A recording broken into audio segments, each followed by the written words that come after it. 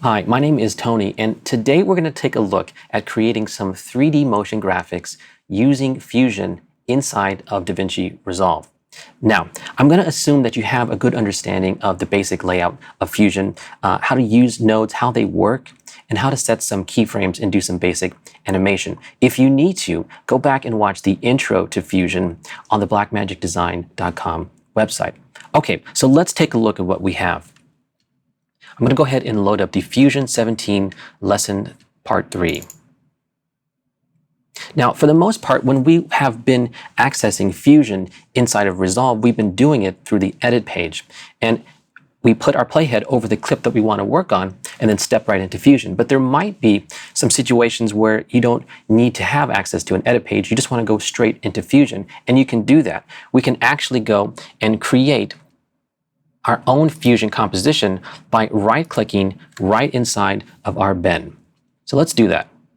And then go to New Fusion Composition. Let's go ahead and just give this a name. And I'm good with the duration and I'm good with the frame rate, so I'm going to go ahead and press Enter. Now, before we jump into Fusion, let's just take a quick look at what we're going to be creating. So we have this 3D globe and we have some 3D text. We've given it some lights and it finishes off with these little 3D bars coming together and closing out our frame.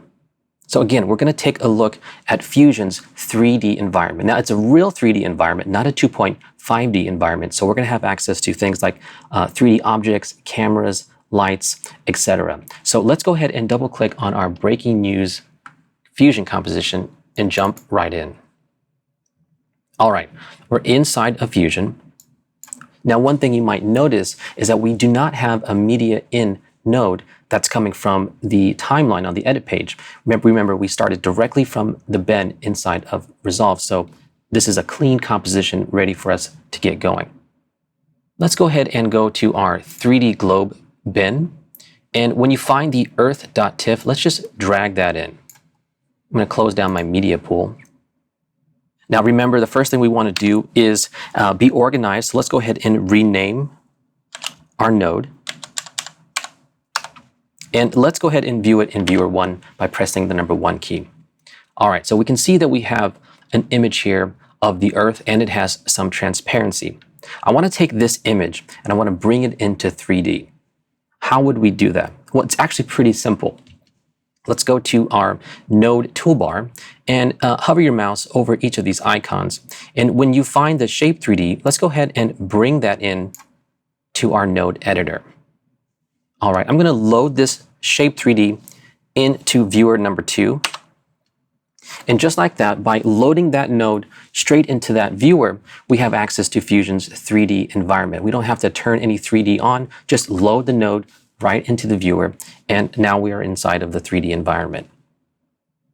Real quick, before we get into how do we move around in there, I just want to connect our Earth image, our 2D image, and just drag it onto our shape 3D. And as you can see right away, now we're using our 2D image on top of our shape 3D image plane right inside of Fusion. So it's going to be very important that we figure out how to navigate in here. As we animate, as we add objects, we're going to want to make sure that everything that we're doing is lining up exactly. So being able to navigate and orbit around inside of our 3D environment is going to become pretty crucial. And don't forget to make sure that you have a 3-button mouse, because that's going to really help as we're navigating around. So if you remember, we use the middle button mouse to move our 2D image around, just like we do in the node editor and in the viewer. And the same is true inside of our 3D view. We can use the middle mouse button to move around. Now, if you want to zoom, again, Command scroll wheel or Control on a PC, we can zoom in and out. And another way to navigate is to orbit around in 3D space. And we can do that with the Alt and middle mouse button. So I'm holding down my Alt, and then I'm using my middle mouse button to orbit around in 3D. Now I'm going to just kind of go a little bit crazy and move this around. And let's just pretend that something happened and I've lost my view and I can't find my way back. Well, that's fine. We can definitely reset our view. If we go down here to the left, bottom left of our viewer, there's this little perspective text with some 3D access points. Go ahead and right click on that. And we can go all the way down to settings and click on reset default. That's just going to bring us right back to our original position in 3D space. Now, just a reminder, we're moving around and we're orbiting, but we're not actually changing any 3D objects. This is just a perspective view of our 3D scene. You might have noticed inside of this perspective menu down here that there was other options for viewing different viewports. So we can view the front, we can view the top, and etc. I'm going to go back to the perspective view. Now, along with these controls down here, there's other controls up top on our viewer. We have some move, orbit, and scaling controls. We also have the ability to turn on some lighting. If we click on this, this is just going to give us a simulated lighting. It's not going to actually add any lights to your 3D scene. But as you'll see later on, we're going to need to be able to simulate some lights just so we can tell the dimensions of our objects and make sure that we're creating them properly. So I'm going to turn that off and just go with the flat look for now. Another important button is this quad view button. So let's go ahead and press that. And now that's presented us with 4 different views right inside of our single viewer. And we can see our top, front, right, and perspective. And we're going to need this, again, as we're creating and adding a lot of objects in 3D space. We're going to want to make sure that everything that we bring in is going to be in exactly the same place that we want it to be. So let's take a look. We want to take our 2D image and we want to wrap it around a sphere so it looks more like a globe. And I'm going to make sure that I have my Shape 3D node selected. In the inspector, under Shape, let's just change that from plane to sphere. And right away we can see that it's now a sphere. I just want to do a couple of changes real quick. I'm going to bring down the size, something like right around there. I think that should work. And I also want to bring up the subdivisions, the base and the height. That's just going to make sure that our surfaces are going to be nice and smooth around our sphere.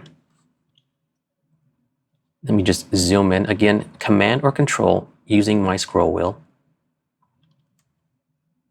Great. So now that we have our globe, I want to give it a little bit more of a hard surface. So I'm going to add a core to it. So let's just duplicate our Shape 3D node. Command C or Control C on a PC. I'm going to deselect and then just Command V to paste or Control V to paste. Again, we want to make sure that we're staying organized. So I'm going to start to label these for us. Shape 3D F2, and let's name this Earth Sphere. And the one that we just pasted, let's go ahead and rename that one to Core. Okay, now if we remember coming from the 2D side of our compositing, when we want to composite 2 elements together, we use the merge node, foreground over background. And it's a similar process inside of 3D, except for that the merge 3D, you can add as many different elements or objects as you want to each merge 3D. And it essentially becomes its own 3D environment, if you will. So let's go ahead and add a merge 3D. I'm going to bring it from our node toolbar and bring it right into my node editor. And now I'm just going to connect each of these together. Okay, we've connected our scene, but we're not seeing anything. And that's because we have to remember that we're viewing the proper node in the viewer. So with my Merge 3D node selected, I'm going to press 1 to view it in Viewer 1, and I'm going to press 2 to view it in Viewer 2. Because our viewers are independent, we can load the same node in both viewers at the same time. We have our core. I'm going to select that and let's make some changes to make it look a little bit better. Let's decrease its radius. And let's go over to its Materials tab and change the color to like a dark blue, something right around there. Maybe a little darker. Okay, I'm going to go to the specular values and I'm just going to bring down its intensity. All right, not bad. This is pretty cool. So let's go ahead and select our Earth sphere and make sure that our playhead is at the beginning of our comp. And let's go over to the transform controls of our Earth sphere. And what I would want to do is I want to animate the Y rotation. So first let me put it into position. I'm going to adjust this, bring it down. And I'm just going to find my starting point. I think that's good right about there. I'm going to set a keyframe using the white diamond check mark. It's changed orange, so now I know there's a keyframe set on that frame. I'm going to go to the end of our comp, and I'm just going to use this slider and move our globe like that. Okay, let's play this back. Perfect. We have our 3D globe now rotating across the whole length of our clip. It'd be really cool if we could maybe add some streaks orbiting around our globe. So to do that, I'm going to bring in another material. Let's go back to our media pool and find the streaks.psd, and let's just click and drag and bring that right in. I'm going to close my media pool. One thing you might notice is that we can bring Photoshop files directly into our node editor. And if you want, in the inspector, you can come over to the layer tab here and select any specific layer you want inside of that document. Now, for our purposes, we're fine using the merged view. So we're going to stick with that. I'm going to stop playback, and I'm going to load our streaks into viewer 1. So I want to take our streaks, and like we did with the Earth, I want to wrap it around our sphere, our globe. So I'm going to select our core. I'm going to copy it. I'm going to click in the node editor to deselect and paste. Again, let's quickly rename this.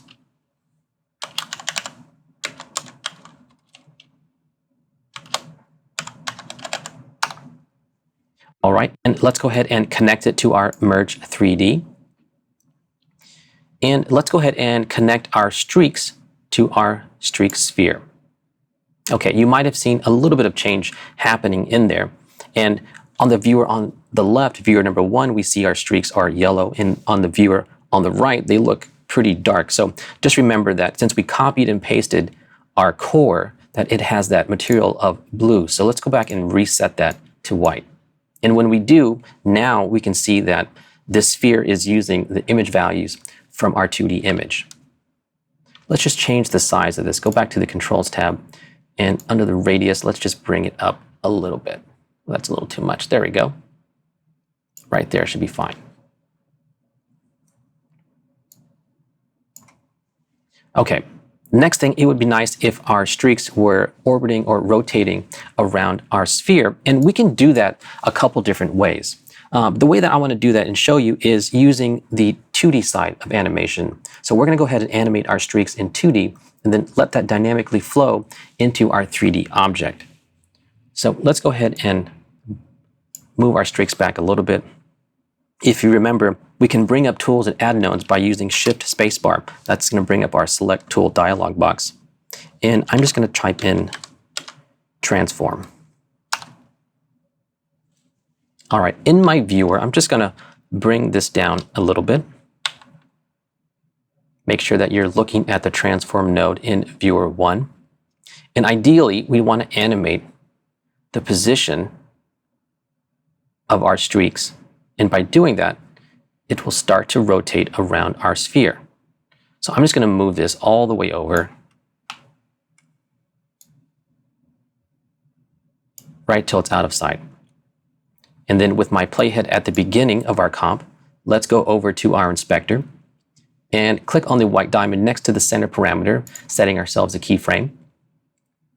And then let's go to the end of our comp and then just move our streaks right back into frame. And if we play that, we can look in our quad view and see how it's being animated around the globe. So not bad. I think that's pretty good.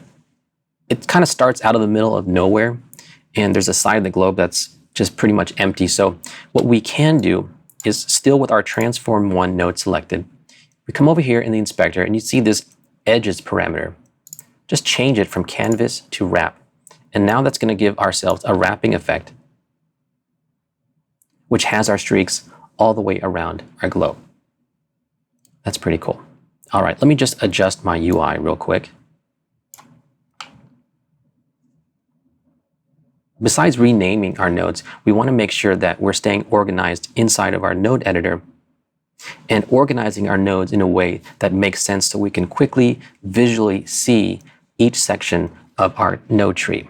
So I'm just going to take my Earth and my streaks, drag them out here.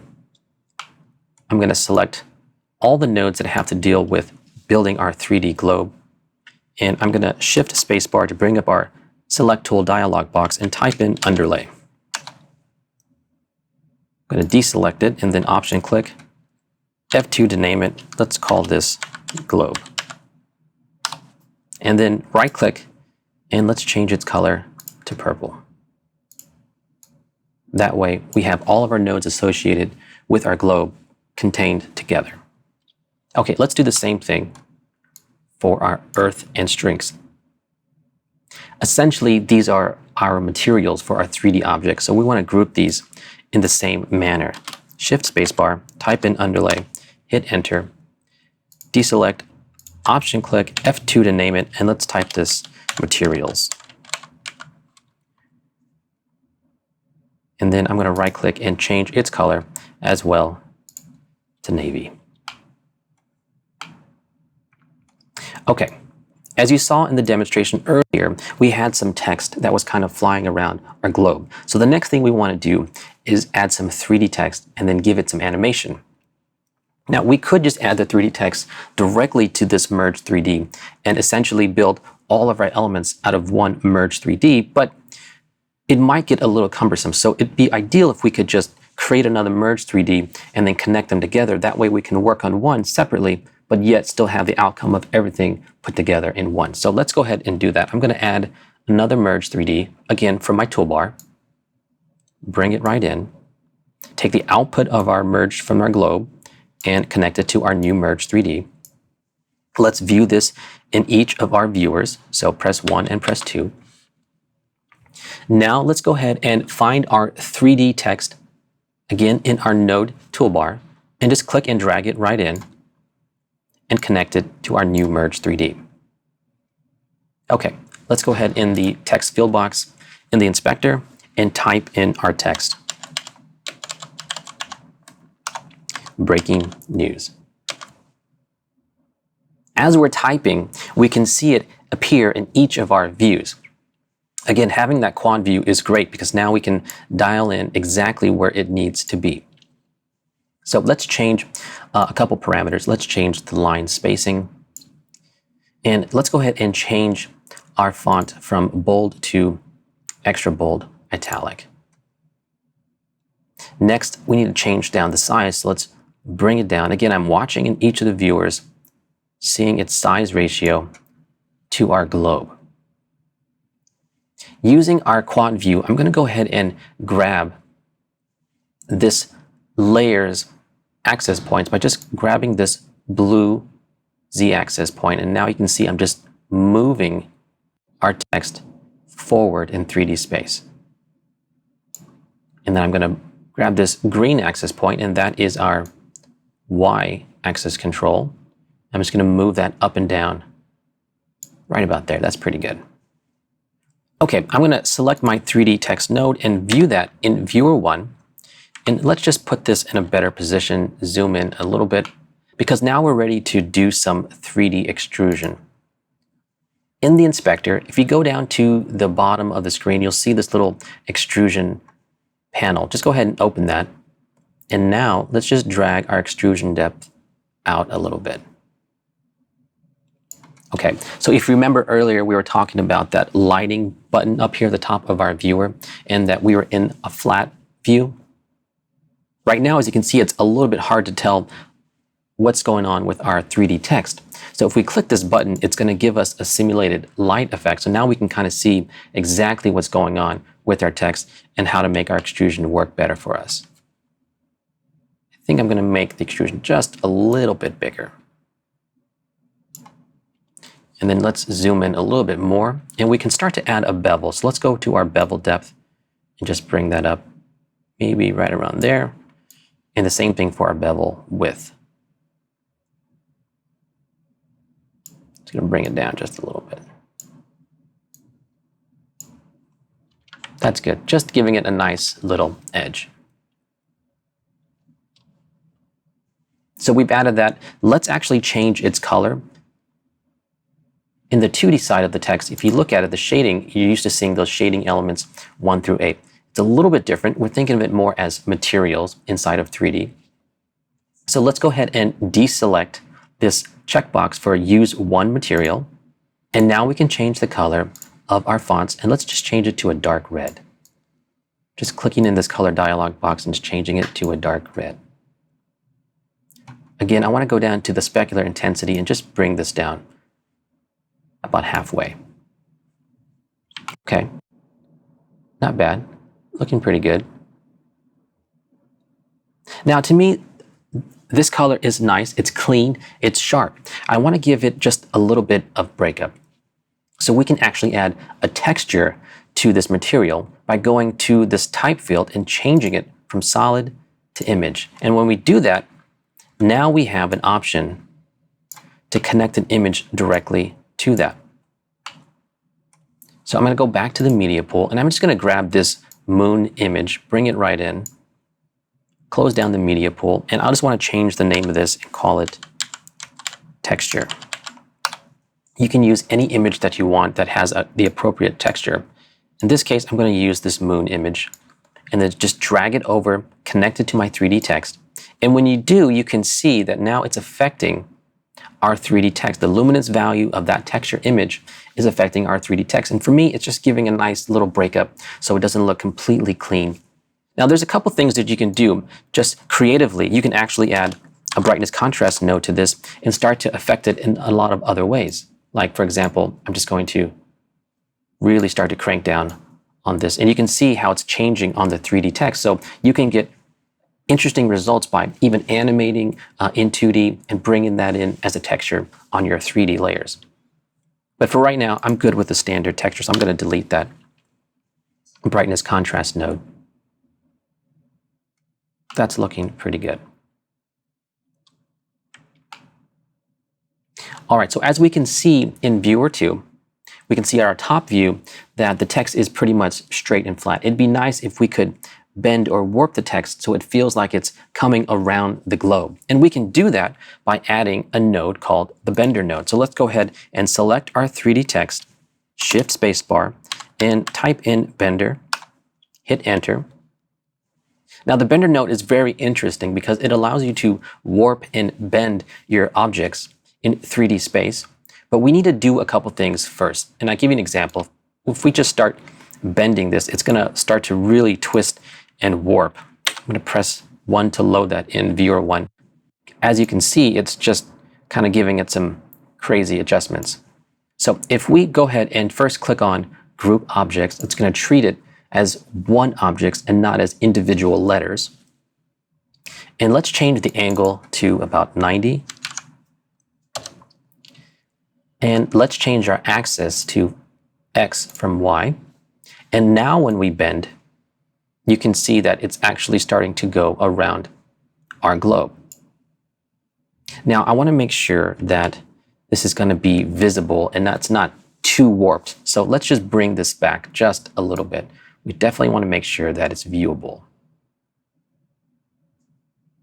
Something like that is good.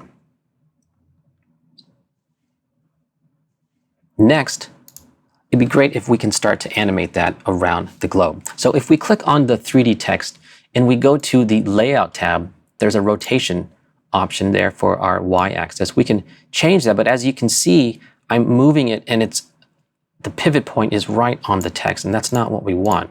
So what else could we do? Maybe the transform node. Let's try this one. Well, this is kind of cool, actually. Maybe we can animate this as well, but that's not what I want either. Again, thinking about nodes and thinking about node order, if we stack our nodes accordingly, we can get really interesting results.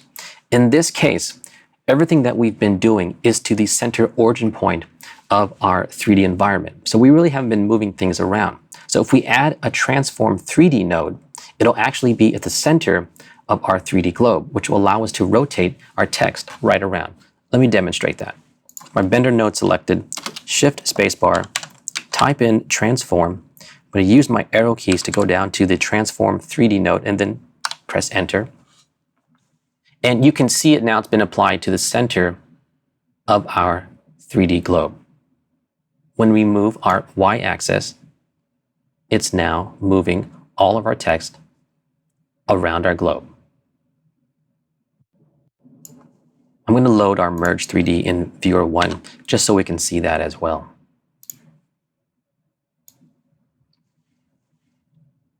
So let me move this into position. I think I want it to start right around here.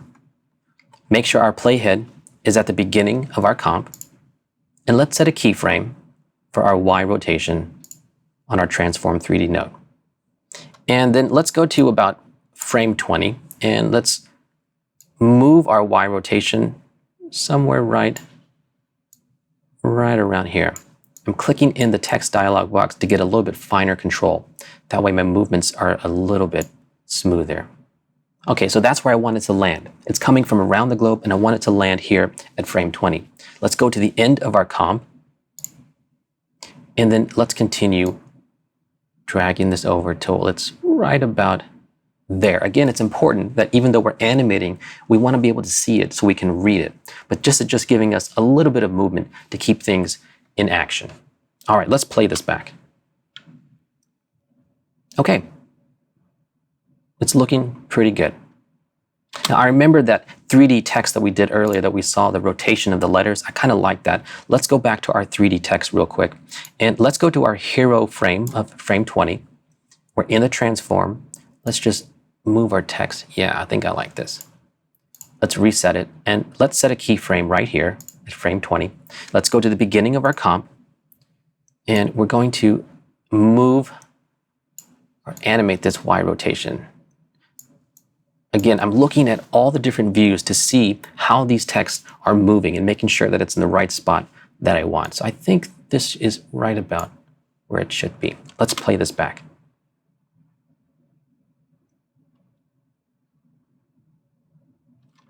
Okay, the playback is pretty long, so I'm going to adjust my auto render range so we can focus just on the area that we want to. So holding down the command key, clicking and dragging inside of our time ruler, now we've just isolated our playback just to this moment. Okay, this is looking pretty good. Now it would be great if we could add a 3D camera to this so we can complete our motion coming from out of the globe and revealing everything at once. So let's do that right now. I'm just going to move my node editor around. Again, come up to the node toolbar, just bring in a camera 3D and connect it to our Merge 3D.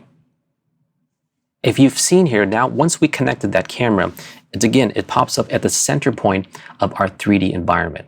So I'm going to grab its Z-axis arrow point and just move this back.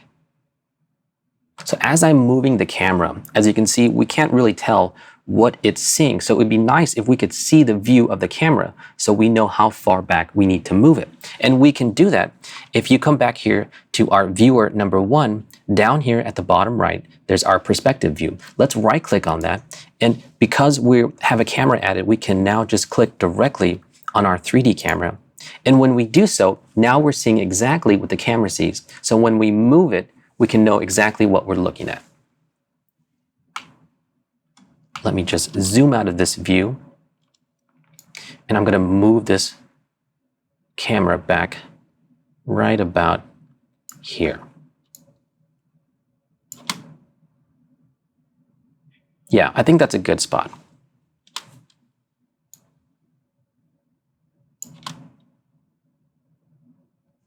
So let's call this our hero frame. Now, as we move our camera back, we can actually see what it's seeing and get a better view of where we want to stop our camera. I want to find our hero frame. And I think that's right about here. That looks pretty good. Okay, now we're ready to animate our camera. So let's go to the inspector and just right click on this translation group and say animate translation group. That's just going to put a keyframe on our X, Y, and Z axis all at one time. And I'm going to do the same thing for the rotation as well. right-click, animate, rotate group. So this is our hero frame, right about frame 18. Let's go to the beginning of our comp, and we're going to just move our camera forward.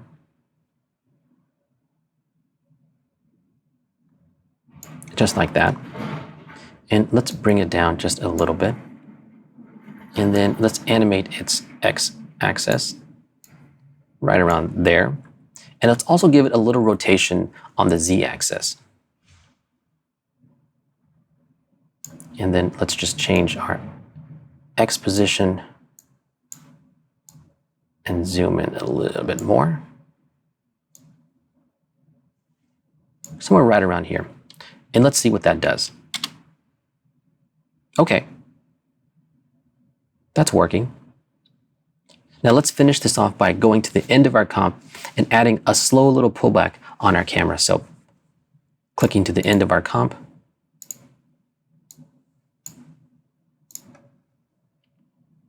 And then just using the slider right on the z-axis and pulling it back just a little bit. So if we play this all back together now, we've animated our 3D globe, we've animated our text coming around, and now we've just animated a camera pulling back, revealing the globe and our text together. I'm going to go back to that keyframe and just make it a little bit stronger. Somewhere there, just to double check. Let's see what that looks like.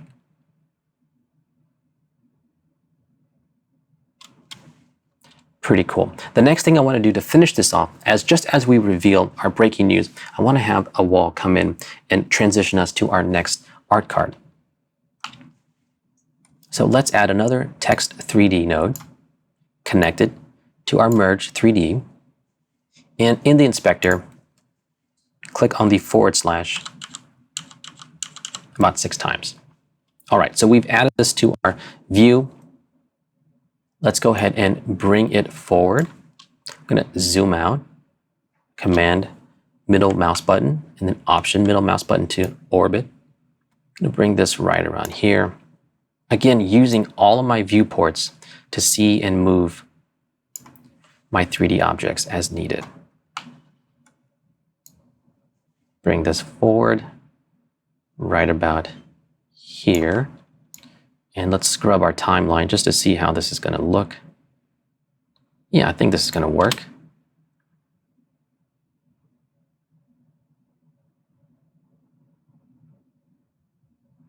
I think this is going to work. Let's go back one more time. Let's go and give this a little bit of extrusion, just like we did before. Going to go ahead and just bring this up. And the same thing, a little bit of bevel depth and bevel width.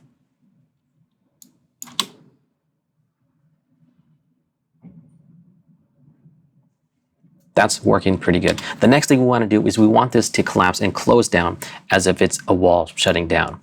Let's find a spot we can start our animation. I think right in here around frame 70. And let's put a keyframe on our tracking. So add a keyframe, move forward about 20 frames or so, and then let's just bring down our tracking right until everything closes up. And then let's play that back. There we go. I think that's working. Lastly, I just want to change the color of this to red. So let's go to our shading tab and then just bring this down to a dark red as well. Okay. So let's just review real quick. I'm going to move my UI around. We've added our materials. We've got our earth, our streaks, our texture. Now we've brought that into 3D and connected it or mapped it onto some sphere objects, creating a globe. And we've organized it and used an underlay to group that together. Next, we've gone to another merge 3D and we've added our text, given it some animation, and also warped it as a 3D object and animated our camera as well. So I'm just going to go ahead and do the same thing real quick while we're here and give this an underlay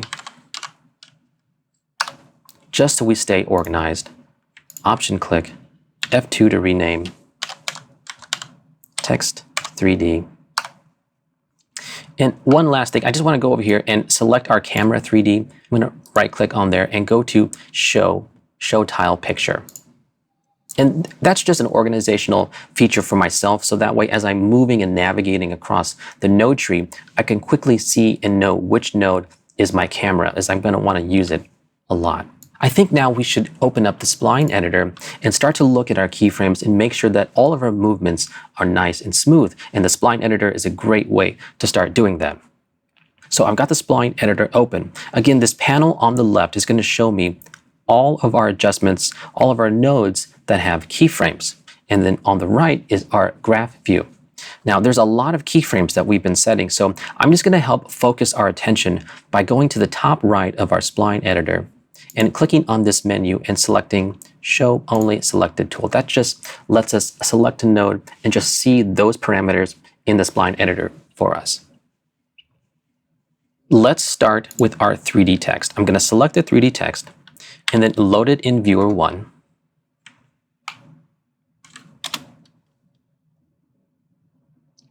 Just so we can see that. In the spline editor, let's turn on our character angle Y by clicking on that checkbox. Now, it's got a zoomed in value. I'm not sure what I'm looking at. So there's this button right up here at the top right. There's these 3 buttons, our menu that we clicked on earlier. Next is our zoom to rectangle. And then next to that is zoom to fit. If you click that, that'll just bring all of our keyframes and fit it inside of our spline editor for us. As a side note, a keyboard shortcut for that is Command F or Control F on a PC. So we can see here that our animation is happening in a linear fashion. So I just want to smooth this landing by selecting this last keyframe and pressing Shift S. That's just going to smooth out our landing over time. And I can go back here to the beginning of our comp and play that back. That's going to work just fine. Next, let's go to the next node that has our animation, our transform 3D node. Press 1 to view that. Again, I'm going to Command, click and drag inside of the time ruler just so we can focus on this one part of our comp. With our transform 3D node selected, inside of our spline, let's turn on the Y rotation. Command F fits that for us. And we can see the keyframes that we have. I'm going to select these last 2, just drag a box right around there. Shift S for smooth. I'm going to smooth those keyframes. Now, we need to do some adjustments. So bring down our middle keyframe.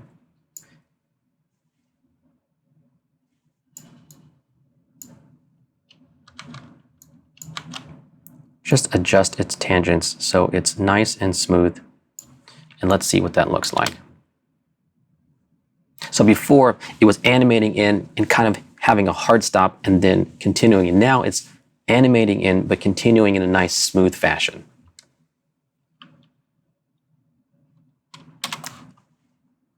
Next, let's go to our camera 3D.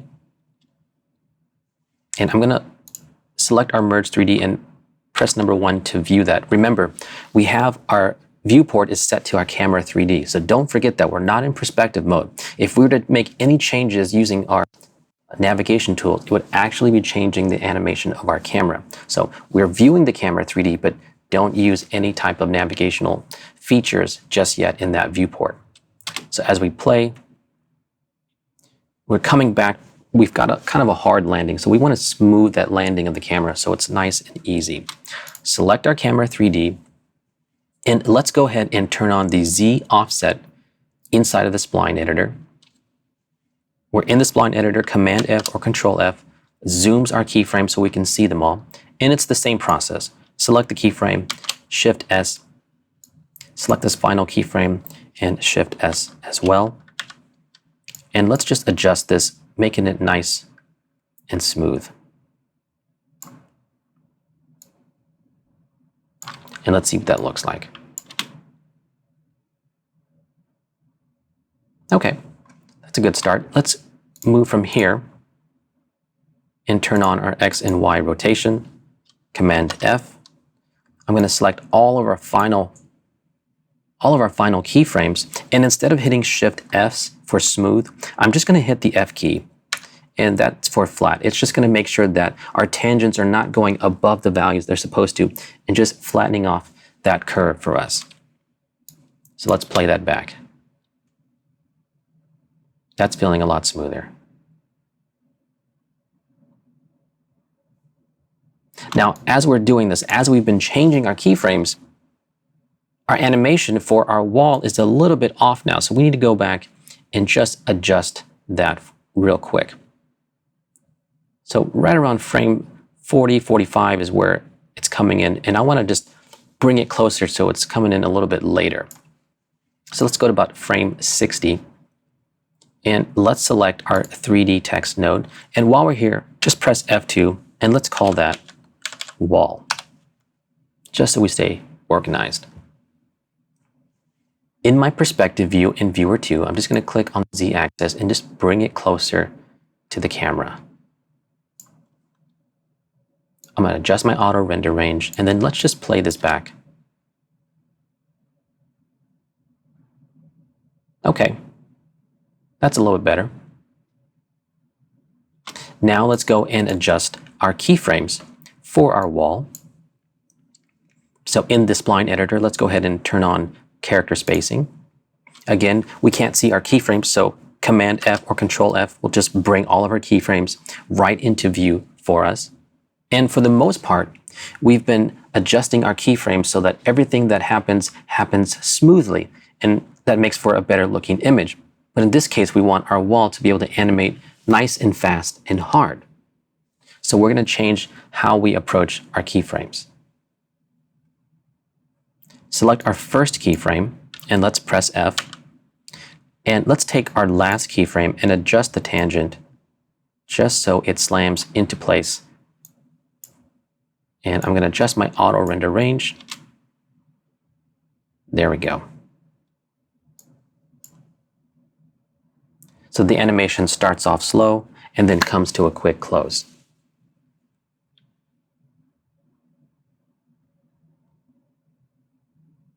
Now, as I'm watching it back, I would like that wall to close down just a tad bit sooner. So what we can do, we fit our keyframes in. Let's just draw a bounding box around them, select them. I'm going to change the size of our spline editor a little bit.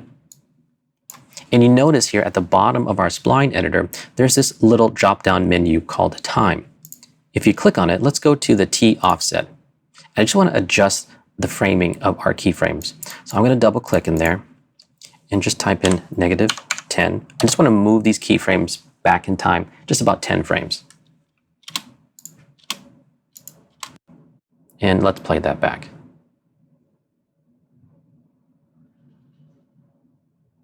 Maybe even move that back a little bit more. So make sure my keyframes are selected, switch to time offset, and let's go back -5.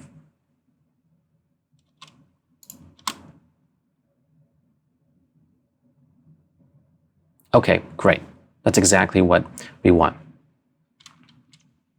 So again, using the spline editor to really finesse your keyframes to make sure that everything is animating over time in a smooth fashion or an opposite, in a hard fashion, coming down very quickly. So definitely take a look at the spline editor when you have a chance. Now, this whole time we've been working inside of Fusion's 3D environment, we're not actually in 2D. So we need to bring all of our 3D animation and effects and bring it into 2D so we can add some look effects and finish off our composite. But we can't just connect any of these 3D nodes to a 2D node. We actually have to render it out into a 2D image. So to do that, we're going to add a render node. So let's go ahead and do that. I'm just going to move my node editor around, move my media out node over to the side. And again, in the toolbar, just click and drag your render node into your node editor. Now, the last node or last scene that we have in 3D is our Merge 3D 2, which is our text and camera. So just take the output of that node and connect it to the input of our Render 3D node. And then I'm going to take the output of our Render 3D node and connect it to the input of the Media Out 1 node. Let's view the Media Out 1 in viewer number 1.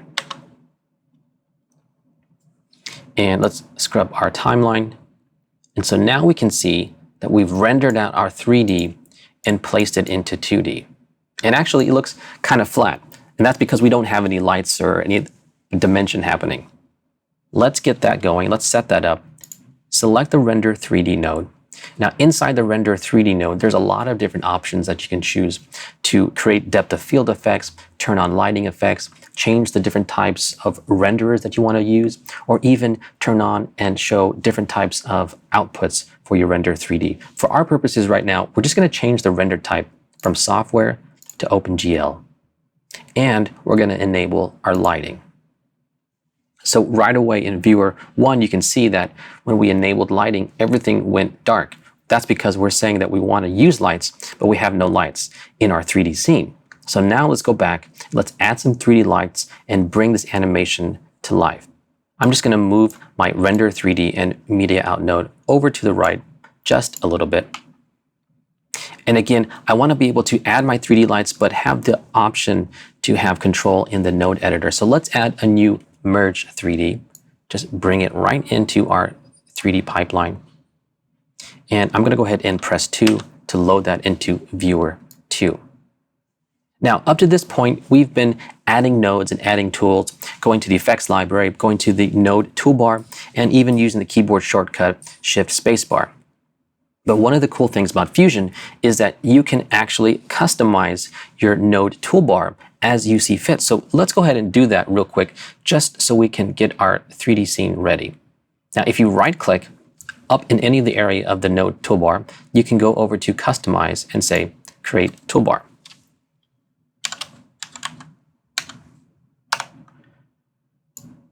Now, all we can do is go up to the effects library, and we can just drag any tool that we need directly into our toolbar. So I'm going to go ahead and grab the point light and the directional light, as we're going to be using those. I'm going to close down my effects library, and I have the spotlight here. I'm just going to move this into place right where I want it.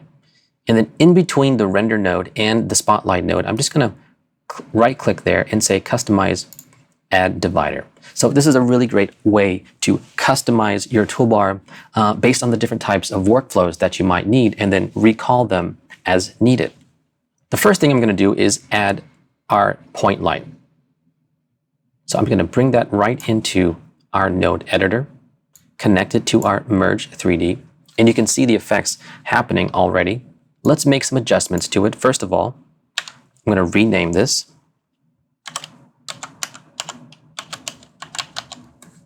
Blue Light. And in the inspector, let's go ahead and change its color. Give it a blue color. And let's change its decay type to linear.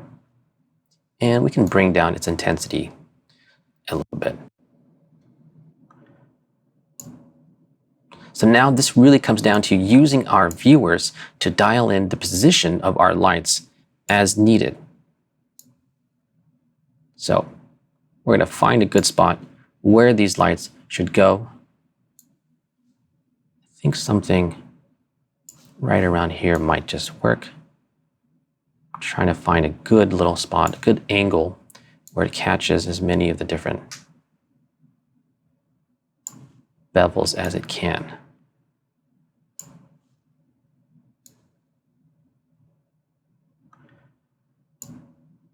That's good for now. I'm going to bring down its intensity just a little bit more. Let's take this node, copy it, Command-C or Control-C, deselect, and paste that back into our node editor. Let's rename it Yellow Light, and let's attach it to our Merge 3D. And in our viewports on Viewer 2, let's just move it over to the other side. And again, just find a good little spot for it. Use my perspective view, zoom in, move it back, and move it over. Again, I'm watching my Viewer 1 just to see how it's affecting my scene.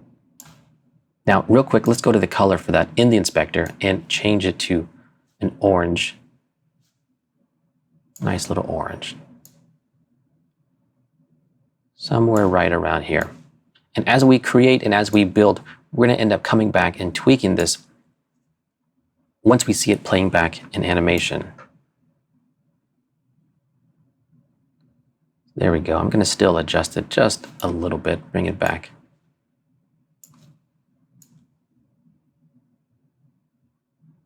That's kind of cool right there. Okay, perfect. So we've got our two side lights. Let's go ahead and add a different type of light, and that is our directional light. Bring it right in, connect it to our Merge 3D, and I'm going to rename this and call it Top Light.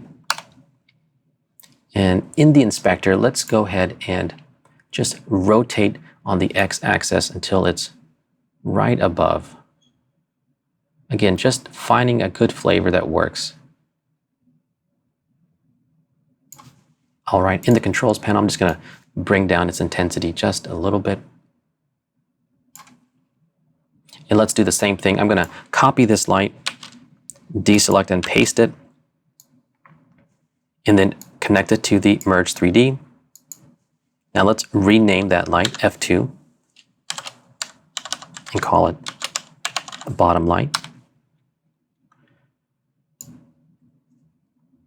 And in the inspector, let's go ahead and change its color to a light pink. And then in the transform parameters, let's just rotate its transform all the way down to the bottom. And as you can see, it's just starting to give a little bit of highlight to the bottom of our text. Now, at any point in time, you can turn on and off a node at the top of the inspector by hitting this toggle switch and seeing the effects of it on and off. Or you can also just, in the node editor, command select any amount of nodes you want and hit Command P or Control P on a PC and just turn on and off those nodes. So it's a great way to toggle on and off to see the effects of those nodes. We're getting there. Let's go ahead and add a spotlight now. We want to light up the front face of our font. So I added a spotlight. I'm going to rename that Front Left. And then let's go ahead and connect that, you guessed it, right to the Merge 3D. Now the spotlight is in the center point of our 3D space, which is our globe. So I'm going to use the transform controls to bring that spotlight out. There we go. Now let's move that over to the left. Now as you see, I'm using the access points on this light directly. Now we have the spotlight. It comes down to rotating our light. And we can do that in the inspector, but you can also do that right inside of your viewer. If you look here at the top of the viewer, there's these two buttons. We have a move button and a rotate button. With my light selected, if I click that rotate button, it's going to give me different parameter controls so that I can rotate my light inside of my viewport. And that's what I want to do. I want to be able to rotate this light just like that. A quick way to do that is to use the keyboard shortcut Q for move or W for rotate. So let's just move it back. Let's go to our inspector in the controls and change its decay type to linear. Increase the penumbra angle, just softening its light effect and bringing down its intensity. Now, one thing I'm seeing is on the text 3D node, it's giving a lot of reflection. So I just want to go back to the text 3D, select it, go to the shading tab, and just bring down its specular intensity. Just like that.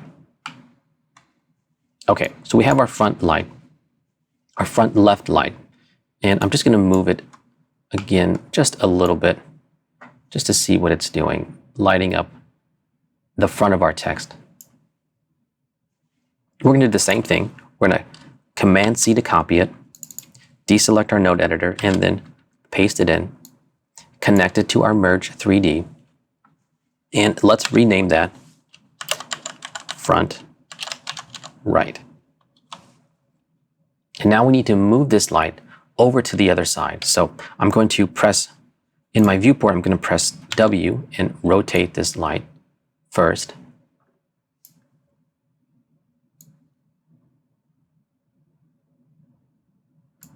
Now I'm going to press Q, move it over to the right side, press W, and rotate this into position.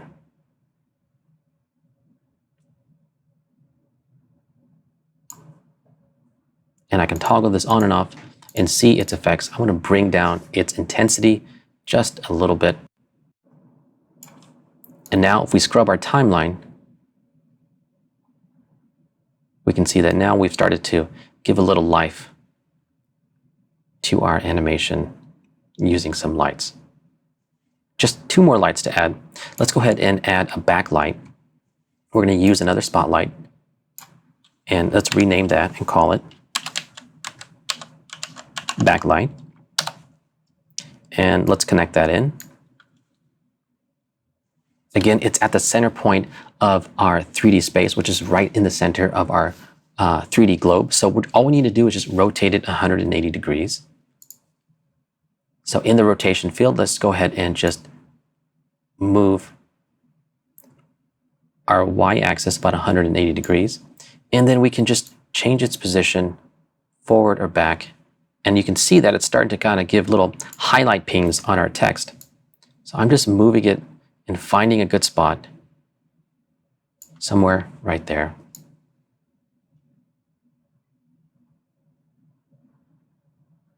All right, that's pretty cool. The next thing we need to do is we need to give a light to our 3D wall. Right now when it closes, it's pretty dark and we can't see what that looks like. So let's go ahead and add another little point light just to kind of give a little illumination to our 3D wall. So let's bring in a point light and then let's rename it and call it wall light. Connect it to our Merge 3D. And in the inspector under transforms, let's just go ahead and drag our Z-axis translation right over to our 3D wall. I'm going to zoom in here.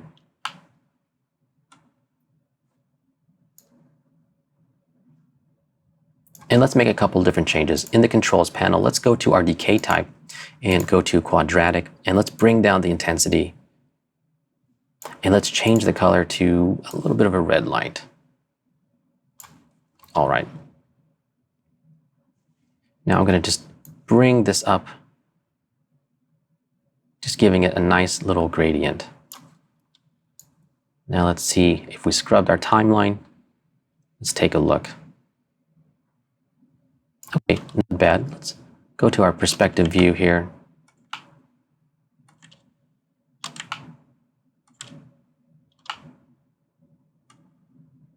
And let's bring it a little bit further away.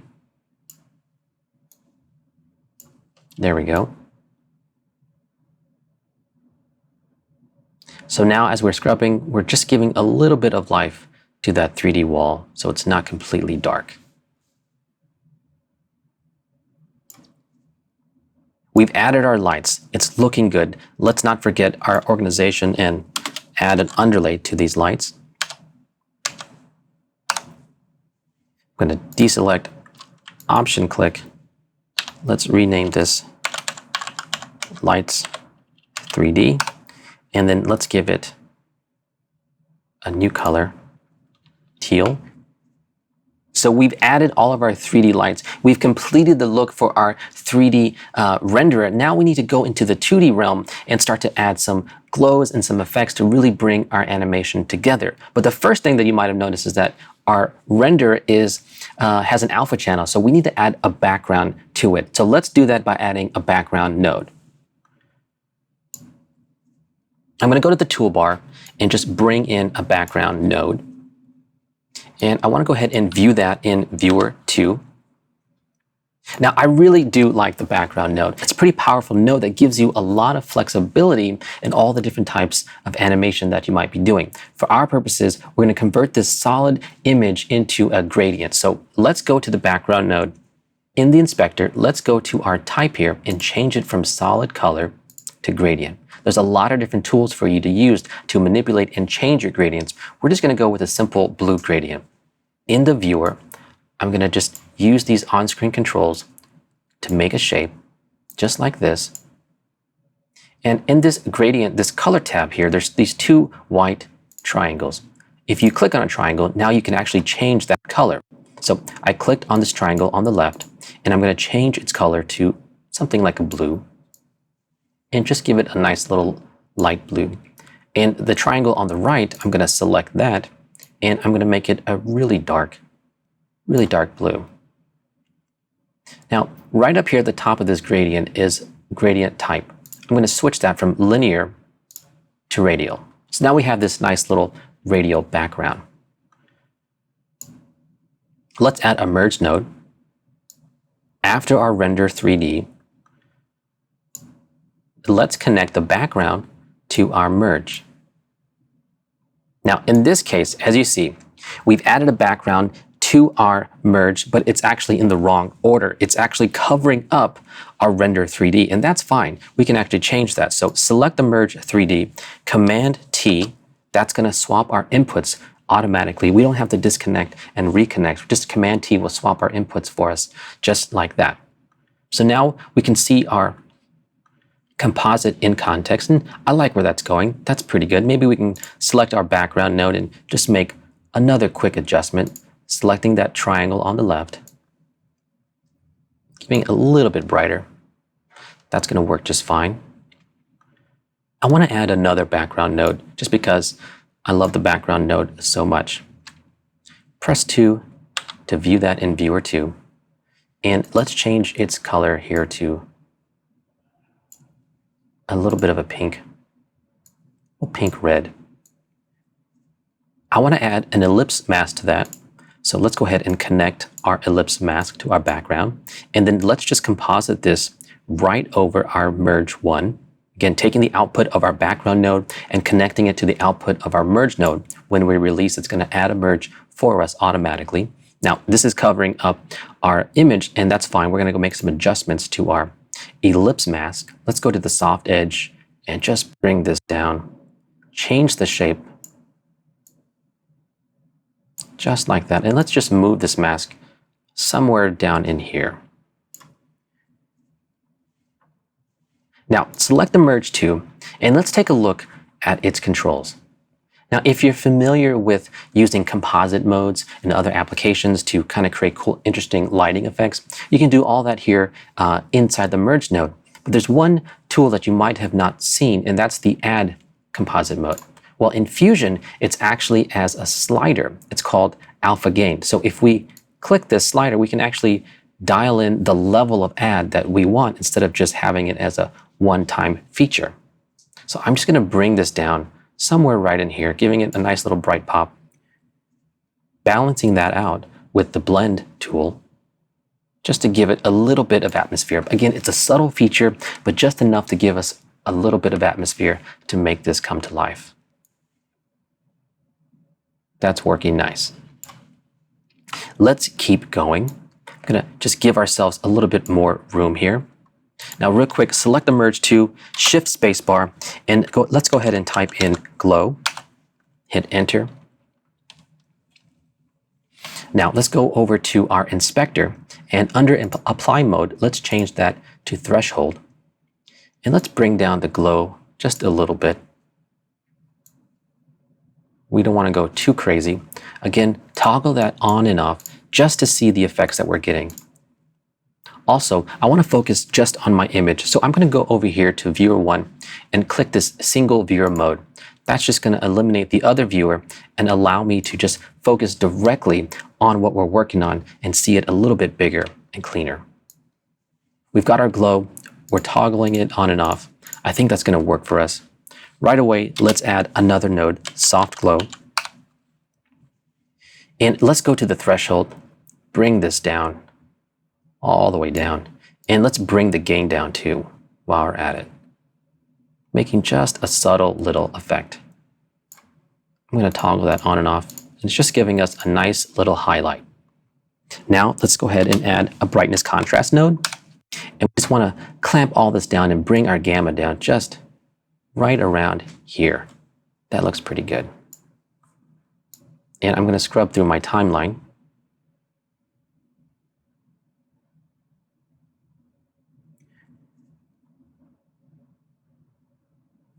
That's looking pretty good, but I want to go back and add a little bit more realism by adding some motion blur. Now there's a couple ways that we can do that. And the way that we're going to do it here is we're going to do it after our 3D render. So let's make a little bit of room. Let's select our 3D render node and shift spacebar and type in vector, and then use our arrow tools to go down to the vector motion blur. And let's add our vector motion blur. Now, this is going to require that we actually have a vector X and a vector Y channel. And we can turn that on inside of our render 3D node and make it available on our vector blur. So let's go ahead and do that. In the render 3D node, let's go over here to output channels and just click on the vector channel. And now when we scrub, we can see that we've added some nice looking motion blur to our animation. And it just gives it that other extra sense of realism.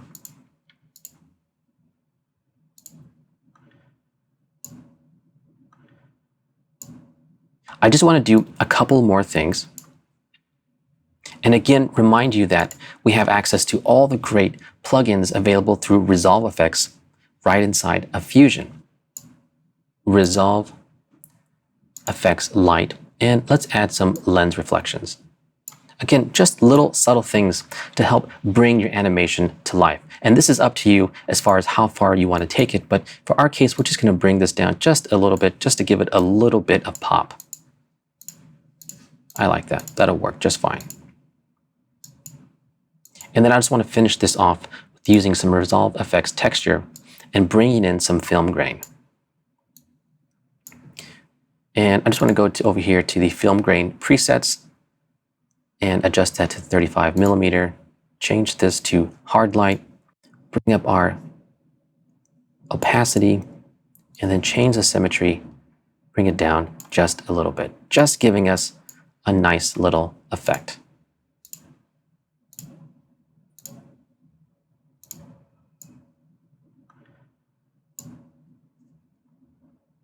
And lastly, I just want to review everything that we did. If we go back to the beginning, we started off with our materials, all of our images, brought them into 3D, did some animation with our globe, also brought in our camera and 3D text and animated those as well. Finally, our lights, adding that zing and pop to make sure that our animation looks really, really good.